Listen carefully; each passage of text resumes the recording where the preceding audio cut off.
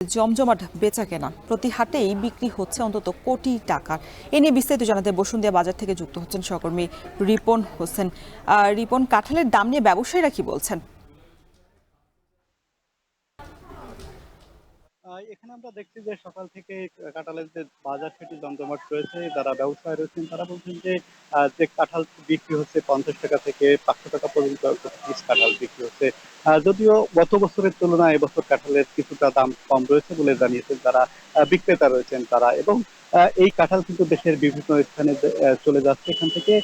তারা বলছেন যে এখানকার কাঁঠালের মান এবং স্বাদ দুটোই খুব ভালো রয়েছে, সে কারণে এখানকার কাঁঠালের চাহিদা বিভিন্ন অঞ্চলে রয়েছে। সে কারণে আহ, স্থানীয় চাহিদা মিটিয়ে জেলার বিভিন্ন জায়গায় যাচ্ছে এবং যে পার্শ্ববর্তী যে জেলাগুলো রয়েছে বিশেষ করে খুলনা, আহ, বগুড়া বিভিন্ন স্থানে কিন্তু এখানকার কাঁঠাল দিয়ে থাকে। যে বাজারে যদিও দামটি ভালো রয়েছে, সেই হিসাবে যদি প্রতি যে শনি এবং মঙ্গলবার হাট রয়েছে, এই 2 দিন সপ্তাহে হাট বসে, সেই হাটে কিন্তু কাঁঠাল বিক্রি হয় প্রায় 1.5 থেকে 2 লাখ পিস কাঁঠাল কিন্তু এখানে ওঠে। তা যদি 50 টাকারও বিক্রি হয় প্রায় 100 টাকার বেশি কিন্তু লেনদেন কিন্তু এখানে হয়ে থাকে।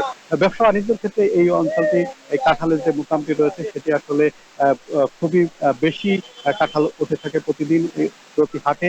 এখান থেকে প্রতিদিনই কিন্তু মৌসুমের সময় বিক্রি হয়ে থাকে। এখন যে ভরা মৌসুম চলছে, ভরা মৌসুমে কাঁঠালের আসলে জমজম হাট রয়েছে। যে আমার পেছনে দেখছেন যে কাঁঠাল একটি ট্রাকে ওঠানো হচ্ছে এবং এই ট্রাক থেকে বিভিন্ন স্থানে নিয়ে যাওয়া হয় এবং পাশেই নদী রয়েছে, সেখান থেকে নদীতে যে ট্রলার রয়েছে সেই ট্রলারে করেও কিন্তু দেশের বিভিন্ন স্থানে এখান থেকে কাঁঠাল সরবরাহ করা হয়। অর্থাৎ যে চলাচলের যে ব্যবস্থা সেটি ভালো থাকার কারণে কিন্তু এখানকার যে ব্যবসায়ীরা আসেন বিভিন্ন মোকাম থেকে কাঁঠাল ক্রয় করার জন্য এবং এখান থেকে নিয়ে তারা যান।